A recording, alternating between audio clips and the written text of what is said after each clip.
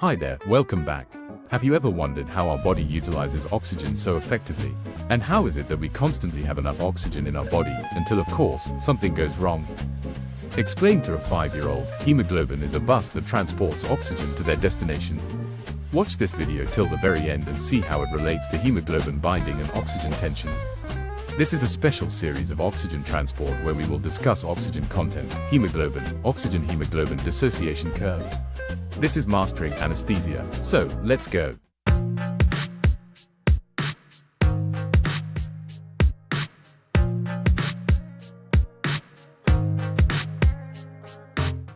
Hi and welcome back. This is part 2 of our oxygen transport series. Today we're going to explore about other types of hemoglobin and how their pathologies work. So for the classification, hemoglobin can be divided into two. They can be either physiological or they can either be pathological. Under physiological hemoglobins, there are three different types. There are HbA, HbA₂, and HbF. HbA is the most common hemoglobin found in blood. It consists of 2 alpha and 2 beta globin chains. HbA₂ is also one of the normal adult variant of hemoglobin. It consists of about 2 to 3% of total hemoglobin in the blood. They are made up of 2 alpha globin chains and 2 delta globin chains. HbF is also a normal variant, but they are normal during fetal life. They are comprised of 2 alpha and 2 gamma chains. They have increased affinity for oxygen, specifically to extract oxygen from maternal blood across placenta. HbF does not persist until adulthood because by 3 months, the gamma globin synthesis will switch to adult beta globin chain, and this process is complete by 6 months. As for the pathological hemoglobin, we have a few known diseases pertinent to our practice. There are HBs, Methemoglobinemia, CarboxyHemoglobin, as well as CyanoHb. As for HBs, these are present in sickle cell disease. This is a condition where the beta globin subunit is abnormal due to point mutation, where the glutamate is switched to valine. This is a particularly important exam question. I would like to remember this part, as when I make a V on my finger, it looks like a pair of scissors. So it reminds me of cut, like sickle. Yeah. So glutamate to valine. Let me change that. So glutamate to valine point mutation causes sickle cell disease. Methemoglobin, on the other hand, exists when the ferrous 2 plus ion is converted or oxidized into ferrous 3 plus ion. This is pathological because this hemoglobin in a ferric state, they cannot bond oxygen, hence they cannot transport oxygen. Next, there are also carboxyhemoglobin, where hemoglobin binds with carbon monoxide, and cyanohemoglobin, where the hemoglobin binds with cyanide ions. We will go into the details later in this video. So, let's talk about sickle cell disease. It is caused by a point mutation on the beta globin chain involving the glutamate, where it changes to valine. Remember, V, like a scissors done on the hand, right? So it cuts the red blood cell into sickle cell shape.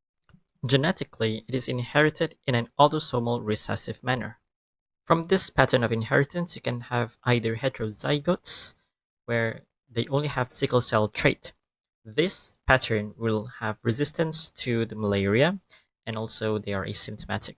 It is a different story for homozygotes. This is where sickle cell disease manifests. So what actually happens in sickle cell disease? When these hemoglobins are exposed to hypoxic conditions, yes, and that includes our venous blood, unfortunately. So when these HBs are exposed to hypoxic conditions, they start to aggregate, they stack up, they elongate, and cause the RBC to become sickle shaped. So what if they're sickle shaped? Aren't they cool? Are they all bad? These RBCs, they move back and forth between venous blood and arterial blood. In venous blood, they aggregate, and when they are in arterial blood, they deaggregate because the hypoxic condition has been taken away. So the condition where RBCs consolidate and deconsolidate, aggregate and deaggregate, their elasticity reduces, hence reducing the lifespan and the strength of the RBC membrane. So, the pathology of sickle cell disease stem from two mechanisms, either occlusion of vessels or reduction of the red cell lifespan. So when red blood cell loses their elasticity, they cannot go through narrow capillaries easily. Therefore, you can see there will be increase in blood viscosity, increased incidence of venous thrombosis, and also ischemia. So such manifestation includes splenic infarction and other end organ dysfunction, and also there will be occlusion pain. Another mechanism of sickle cell's pathology is from reduce in the red cell lifespan. So normal RBC has about 103 days to survive. In this disease, their lifespan significantly reduced to about 10 to 20 days. So this is extremely detrimental in aplastic crisis because they cannot compensate easily, and there will be severe anemia following such conditions.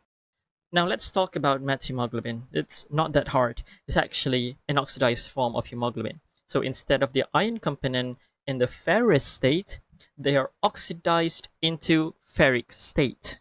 This, however, is actually pretty normal to happen in the body, and it actually accounts to about less than 1% in the blood. But there are certain protective mechanisms inherent in our body that protects our hemoglobin from such oxidizing state. So in our body, the blood levels are maintained owing to two mechanisms. We have number one, glutathione NADPH system, and number two, we have methemoglobin reductase NADH system.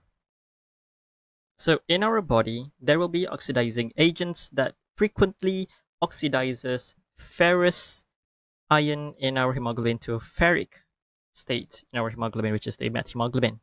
And let's change the color to yellow. I'm just going to give a few examples of oxidizing agents, which includes reactive oxygen species. Examples are superoxide anions, hydrogen peroxide, and also hydroxyl free radicals. So to give a bird's eye view, what glutathione NADPH system does is it reduces these oxidizing agents before they can actually causes the ferrous ion to convert to ferric ion.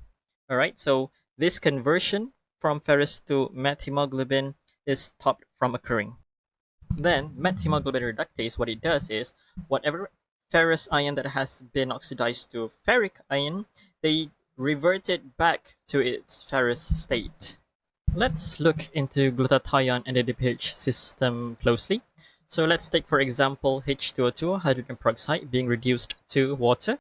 This happens with the help of glutathione, GSH being reduced glutathione and GSSG being oxidized glutathione. So this reduced glutathione reduces H2O2 or free radicals to H2O. So when this occurs, we still have to maintain the level of reduced glutathione. So this is where NADPH comes into action, right? They are provided by pentose phosphate pathway. It helps grow glutathione reductase to reduce oxidized glutathione to reduce glutathione. The level of reduced glutathione must be maintained so that methemoglobin can be continuously maintained in a low level in red blood cells. The action of methemoglobin reductase is that it converts back whatever ion that has been oxidized, right? Methemoglobin is converted back to hemoglobin in its ferrous state by the action of methemoglobin reductase, and the level of reduced methemoglobin reductase is maintained by the NADH system. Alright, so now for the pathology, methemoglobinemia can still occur despite these protective mechanisms. They occur because of two faults in the system. Number one, because of the overwhelmed glutathione system by oxidizing agents. So these may include amide local anesthetic like prilocaine, nitric oxide, and also sulfonamide.